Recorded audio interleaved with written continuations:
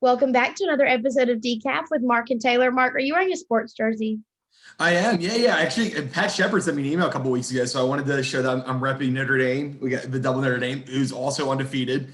And you'll like this too, Taylor. So this hat, it has the 2013 Bcs Championship Game, which I got to cheat because it was after Alabama beat them by like 7 touchdowns. But I got the patch on the side, so it was cheaper that way. But I do remember that game. Was that the year that the guy got catfished?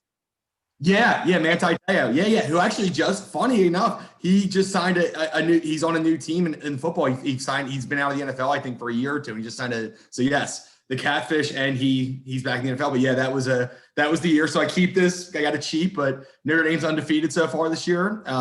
And right now, them and Alabama would both be in the playoffs. So it didn't go well Notre Dame last time it happened, but just in case. Yeah, well, roll tide. So before we get into the serious topics that we were going to talk about today, I just learned that Mark has just started watching one of my favorite shows. My friend Hannah and I watch the show all the time, called 90 Day Fiancé. What an amazing work of art. Mark and I really grew up on the cusp of when reality television shows and things like that started becoming popular. I mean, my mom still shakes her head. I watch Survivor religiously. I watch The Bachelorette. But Mark, what do you think about 90 Day? I really liked it so far.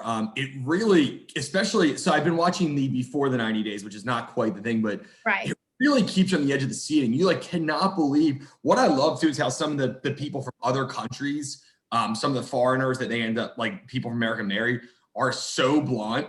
They'll be like, oh, well, you're ugly, or oh, you look fatter than I thought. It's amazing some of the things that they say to these, and it just makes for good TV and just some crazy couples. Some of them I think are kind of real and they're both normal, but that's not the regular. I mean, most of the people are crazy and some relationships. It's just crazy. We were watching it recently and just absolutely screaming when this one guy, there's a reason that these people are still single. Okay. I'm just going to put that out there. There's a reason that a lot of these people are still single and they're having to ship in spouses from other countries. Okay. And Kira told me that this Darcy girl's in a lot of the seasons and she's wild. Okay. Well, the problem is that these poor women start talking to these men, and so many of the men are so mean to them. Like you said, they'll give him a toothbrush and be like, you need to brush your teeth. I'm not going to kiss you. That was Ed. Yeah, I mean, it's both ways. It's both ways too. Sometimes they come there and the women are the men come there and the women are I just feel like some of these, and I don't know, but some of the countries that they go to, the people just seem to be more blunt and I love, it's great TV. So it's really good. I'm glad I started watching it. I wish it was a little bit shorter. Some of these episodes are 2 hours long. And you're so on your seat that you can't go to bed. You're like, well, I need to finish this episode. And then the previews, whoever does the previews for them needs to be making $1 million because they always be like, I can't stop here. Look at what's going to happen next episode. It's incredible. If you haven't watched it, I would watch it. It's very interesting. And it's TLC, right? Yeah, TLC. I love reality TV. I just started watching my favorite season of Survivor over again, season 20, Heroes versus Villains. If you're a Survivor fan, I'm talking about it's the best season ever. The Bachelorette this year, so spicy. Mark, are you watching it? No, I heard that the woman, they replaced her halfway through that or something, right? I think she quits. So we're not to that part yet, but I did read the spoilers. She is insane. I was texting a friend about it, the same friend that I watched 90 Day Fiancé with, because that's just obviously our brand. We love shows like that. Mm-hmm. We were talking about how this woman is insane. If I tried to pull the crap that she pulls, one guy came in and said, all I know about you is that you're really pretty, and that's what made me want to come on the show. And she sent him home because he didn't know enough about her on their first date. Well, yeah, I mean, that's what the first date's for, right? Maybe I don't understand. Usually are kind of attracted to somebody. Oh my gosh. Well, my favorite, we were talking about this before, what was your favorite reality shows growing up? So I had 3. So I Love New York is the ultimate reality show. Tiffany Pollard, the HBIC is something special. I cannot believe that you just used HBIC. She's the one who originated that term. That is her. And I mean, it was an incredible show. And then I always do you ever see The Surreal Life on VH1? Yes. That was good. Now, and you kind of saw these people you didn't really know. Now, Ron Jeremy's in trouble now. But I mean, at that time, he was very funny and obviously not a great guy. And then I really liked, I think you said Survivor. And I mean, I think Survivor is kind of the first one. And remember, I guess Who Wants to Be a Millionaire isn't reality. No, it's a game show. Cool though. Okay, so what were your favorite my ones? favorite ones, I wasn't allowed to watch MTV as a little girl, so I used to watch Real World when I was at home alone during the day. I loved Real World and like Road Rules, like the challenge and stuff like that, like those MTV things. I loved Fear Factor. Is that Joe Rogan? That was before he was like a big deal. Just the kind of this weird dude who used to make people eat bugs. Now he's like this huge deal. I know. I loved Fear Factor. And yeah, probably The Bachelor and Bachelorette. I didn't get into Survivor until like much later, like a year ago, but I loved The Bachelorette and Fear Factor. Yeah, those are my favorites. And then those MTV shows like Real World, man. I'll never get enough of Real World. I also don't know like what makes it reality TV. Like what is the definition of that? I guess mildly scripted. like is The Hills reality TV kind of, right? Yeah, The Hills is reality TV. Yours reality TV? Yeah, I loved The Hills. I loved Laguna Beach. I loved stuff like that. Yeah, I don't know what counts as reality TV versus. Well, we know that Tiffany Pollard is reality TV, and we need to tweet her at this because she might retweet it. She's the greatest reality show person of our time. You are the absolute worst, and we're moving on. Speaking of tweeting at people, big stuff going down on big tech this week. We know over the last few months that Twitter has been censoring certain people. Facebook's been doing the same. Google's been doing the same. Google search results. I mean, it's raised the behavior of these big tech companies have raised a lot of questions with people of, are we getting information that we're searching for? Are we getting what they want us to see?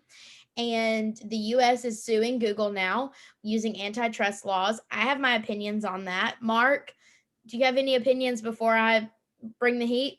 Yeah, well, I think there's two things here. I think sometimes you have conspiracy theorists on either side who make this thing that's probably a little bit real, and they make it into this, Facebook's doing this, blah, blah, blah. And they kind of go to these kind of Pizzagate weird conspiracies that are like that. And that's not right. But I think that it's hard to look at these big tech companies and not see, and we're not talking about politics, but not seeing some type of kind of policy persuasion to the left, where they might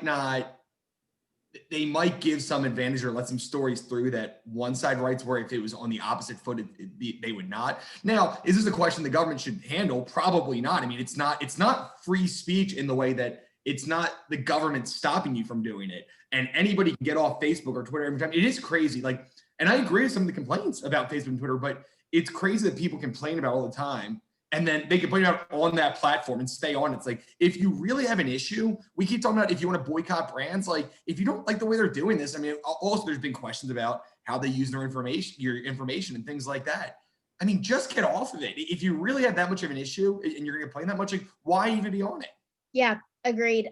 Honestly, Mark and I, we're totally in lockstep on this. I think that if the government uses antitrust, Justin actually wrote a really great blog post on this. I didn't really understand it until he broke it down, and then I started researching it more. But there's a lot of different takes you can have on this, but here's mine. One, totally in lockstep with Mark. I think that this isn't a free speech issue. This is a market issue. If this is how the market works, if you don't like the way that something is working, you leave it, you abandon it, you quit advertising on Facebook if they're not being fair, and Facebook stops making money, and then they realize that, oh, we're not being fair to our clients, and so we need to shape up and fly right. Two, speaking of things like advertising on Facebook, if the US government breaks up Google, Facebook, all of these things, and there are so many small businesses that won't be able to get in front of their clientele, and it's just not any way to handle this. I think the market needs to do what the market does best, which is pick winners and losers and not the government. I do think there are some suspicious things that I've looked at, and I'm not a conspiracy theorist, but I've heard some things kind of, but about some things. Usually it's about like stuff that I've watched a Netflix documentary on and I get really sucked in. But I've looked at some of the things that Twitter has been doing and said, okay, that doesn't seem like it could possibly be fair or trustworthy at all for a business to be doing this. And so I do think that we should look at these social media platforms and tech companies with a critical eye. But at the same time, if you don't like it, get off of it. Like, I don't think that many people know what a monopoly is. I feel like people say the word monopoly, they rarely know what that means. It's almost like what we talked about, like capitalism, right to work. For all the bad things. Like monopoly is like, oh, I don't like this company because this guy doesn't pay taxes. They're a monopoly. It's like, what? Like I might not like they don't pay tax either, but it's not a monopoly because you don't like things about them. And it seems like both the left and the right consider anything they don't like to be monopolies, and that's just not what it is. But I will say that Justin's blog post was good, and we do criticize him a lot on here in fun ways, but he does a good job of breaking down some of these complex issues that me and Taylor are not policy people. So it's like we understand it somewhat, but like seeing something like that really does break it down in a way that anybody can understand. So if that's kind of like too highbrow for you, read the article and you'll understand it better. I mean, we did, and we both do. Yeah, we'll criticize Justin in a little bit. I already have a list of critiques lined up for later. But right now, we're going to gas him up because that really was, and he was on a panel about it. He really knows what he's talking about this stuff. So definitely, because before you get on Twitter and issue an opinion about Twitter, definitely read up and see what's actually going on, because, you know, with the way that our society works and our reliance on big tech, it is really important that we know what's going on. I've actually, Suzanne introduced me to this search engine called DuckDuckGo. Oh, no, Braden was way ahead of that. Braden knew about that like 6 years ago. Yeah, he told me about that, and I tried to use it. I'm like, this is just too annoying. I'm just going to use Google. Oh, I love it because I went to the Fox News. She said test it on Fox News website. So I went to the Fox News website the other day, and it was like these 9 sites are trying to track you here, which I thought was really interesting. And so I love the transparency of that. So do your own research, figure it out for yourself. There's a lot of search engines that you can use that aren't Google if you have problems with that. Also, Taylor said one more important thing. She said, make sure you look stuff up before you post on Twitter. That's a general rule. I've seen so much conspiracy garbage, like not conspiracy, like just things that are absolutely wrong. And from my friends on both sides of the aisle, it's like, before you post an opinion, at least be educated on it. You can have the wrong opinion. A lot of people do, but at least be educated on what you're talking about. And that's just a great rule of thumb for life, is to know what you're talking about before you tweet about it. Just look at it, just evaluate the situation. Just 5 minutes. That's all we're asking. 5 minutes. Oh, yeah. Yes. Okay. Yeah. We could talk about that for hours, but we'll move on. Mark, I want to give Mark a topic to talk about that he's been wanting to talk about since probably the day that I met him. And that is an amazing thing that's happening in Tennessee. If my mom hears me say it's amazing, she's going to get angry, but I, for one, am very excited about it. And that is sports betting. Sports betting is coming to Tennessee, and Mark is the happiest boy. Isn't that right? Yeah. So legal sports betting, it's going to be all online. It comes November 1st, which I'll actually not be in the state, so I'll have to wait to set up my account until afterwards. But it's a really exciting time because, I mean, I love sports. I mean, it's fun to bet on sports. But on top of that, it's also like a clear free market issue to me. It's something that the government has, for some reason, banned for all these years. They ban casinos, they ban that. Meanwhile, they involve their own gambling, which is called the state lottery. So it's a government-run enterprise that they said, oh, we don't want competition. So from that part alone, it's insane that like gambling has not been legal. If you're going to be consistent on that, there is people who are against it and they think that it's bad. And of course, people can become addicted and lose a lot of money doing that. But you need to be consistent. If you're going to say that they should not be casinos, you should, well, there should be no lottery too, because that's consistency. But I'm very excited. I think it's going to bring in additional tax dollars. It's going to allow people to be free to do as they like, which we always like when the government does that. And I think it's probably going to bring in money with tourism too. I've seen some other states where people literally will go there to say, okay, I'm going to go to Nashville for the weekend because I can go to the Titans game and I can gamble on my phone if I want to do that. Because I mean, it's still, I think sports betting is only legal in, maybe 10, 15 states now. I think it's 19. I took some notes. So Tennessee's the 19th state, the only one without casinos to allow it. It's going to be any company that wants to come and issue, like, open up for sports betting here. It's a $750,000 license fee, which is a lot. I think that we prefer rate. Less, but yeah, a 20% tax rate and a $750,000 licensing rate. So Mark, I know that 20% is too much too. I mean, 20% is too high of a rate. I mean, it should probably be taxed at the same that any other business is taxed at when you want to do the sales tax or whatever. I mean, that seems like a lot to do. Well, that's an economic argument that we make a lot is when people try to do like the sin taxes and tax people out of doing things, like when New York did the soft drink tax, or when you have like cigarette taxes or alcohol taxes. It's just another one of those sin taxes that you're trying to tax people out of doing things, which I think is morally corrupt, but that's just my opinion. But you also have to realize too, people don't get this. That I mean, to me, I think sports gambling will be legal probably nationwide in the next 2 or 3 years. Yeah. All these other states, including like New Jersey and Pennsylvania, they have way lower tax brackets on what they're charging. So there is going to be competition. And when Kentucky and Mississippi has it now, like you're going to lose out if you're like, oh, well, if I bet $50, I can only make 40 here. Or if I bet 50, I can make 50 over in this state. And you're making, I don't know, 10 bets. That's a huge difference. Well, so what's that? Not to overtax. There was that discrepancy too about there's like a 10% hold and a 90% payout in Tennessee and in other states. It's 95.5. Yeah, even New Jersey and like these other places that are known for taxing more actually has that.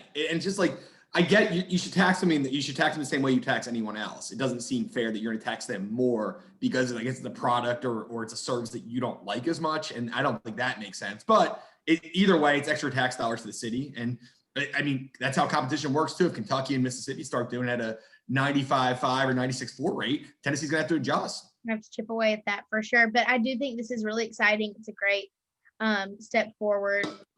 I would also say if you live in Tennessee and like sports betting, there will be a bunch of like on November 1st. I'm from Pennsylvania. This happened there. There'll be a bunch of like great promos, like $100 free bet. So Taylor, even if you do one bet and you get they have like $100 free. But I know in Pennsylvania, they want like you get a free $500 bet. If you win, they pay you. If you lose, you get your money back. So like there's a lot of good deals like that. I've never done sports betting before. I really might do it this time. When it's funny, you bet like $2-3 a game. Like most of them are very like you can do whatever and not put a lot of money on the line, and it makes games much more interesting that you don't care about. This sounds fun. Okay, well, I'm going to do that. So kudos to Tennessee for finding another stream of revenue to come in and giving us more freedom. Yeah, more freedom, baby. We love freedom. Now to the last fun topic I feel like all of our topics have been fun today, except for when we got really angry about big tech, but candy flavors. So Halloween's coming up. Justin and Stephanie and Mark and me have a Google G chat thread where we usually are bickering. And earlier this week, we were bickering about candy flavors because Justin and Mark have really bad taste. And would Stephanie agree with me too? I think you're the one with the bad taste, right? No. Maybe on one thing, but let me say what I was going to say. Justin and Mark have really bad taste because they think banana Laffy Taffy and banana Runts are the best flavors. And that is wrong. I never said banana Laffy Taffies. I don't Okay, agree. But banana Runts. Banana Runts are the second. They're the second best flavor, not the first. But they are good. They have that. I don't normally like banana things, but they have a nice taste. Yuck. Okay, well, Mark, I think that we should break up candies. We're gonna see if we're in lockstep on this, like we were on sports betting and big tech. We're probably not. Okay, Mark, what are your favorite fruity flavors of candy? And then what are your favorite chocolate candies? So go with your fruity flavors first. Well, I mean, so do you mean colors? I mean, we always talk about like when people talk about flavors, they don't say grape for like, oh, I like the pink one. Okay, yeah, the colors. Okay. So I actually always like pink Starbursts are the best. Pink everything tends to be really good on that. And then I usually like the green apple ones a lot. If there's a green apple one, that's always good. And then blueberry. Those are kind of my 3 favorite ones. Okay. What about you? I think, I'll go with that. Okay. I always like green apple. I like the sour things, citrusy. So I like green apple. I am the most fun person. I just want everyone to know that I am the most fun person to share candy with because I like the unpopular flavors. So like I will eat all of your yellow and orange Starbursts because those are my favorite Starburst flavors. Nobody likes yellow Starburst. That's why I'm the most fun person to share candy with. Yeah, orange is okay, but yeah, you're the first person who actually prefers yellow to any other flavor. I do. I love lemon. I love lemon everything. Lemon is one of my favorite flavors ever. So I love the lemon Starburst. I love the lemon Skittles. I love the yellow Sour Patch Kids. Gross.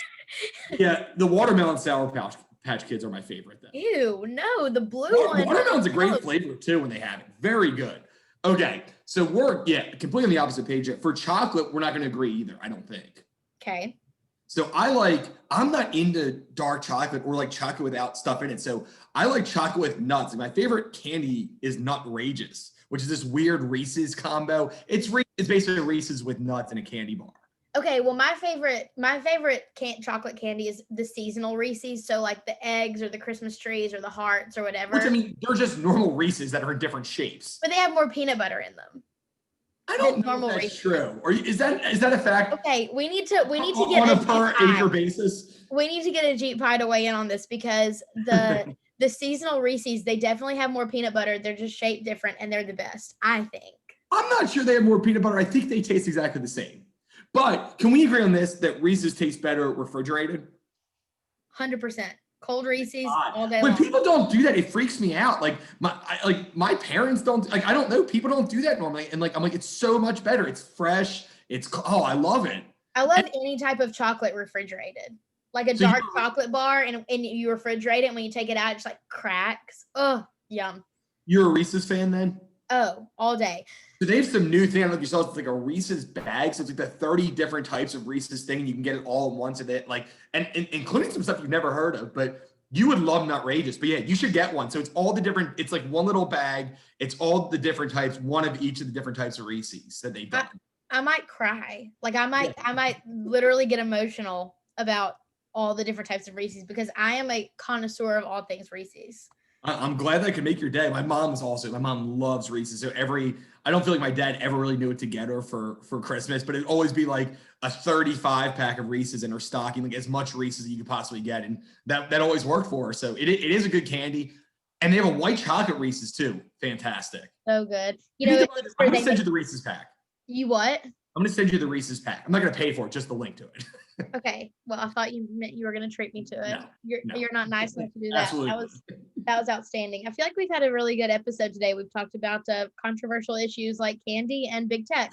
Mark, any final thoughts before we sign off? Nope. I think the next time we will talk to you will be, oh no, it won't be after the election. So we still have one more week, and then we can. And as a C3, we're just really not allowed to talk about anything political. So after the election, we can finally talk about some of the stuff we've been wanting to say for a while and go from there. I'm excited. I've got a list of takes that I want to discuss. That first episode. Let's really get an extended, like 1 hour long version, like a live version of Decaf. Yeah, our rants, our political rants for a whole hour. We'll see you guys next week. Roll Tide.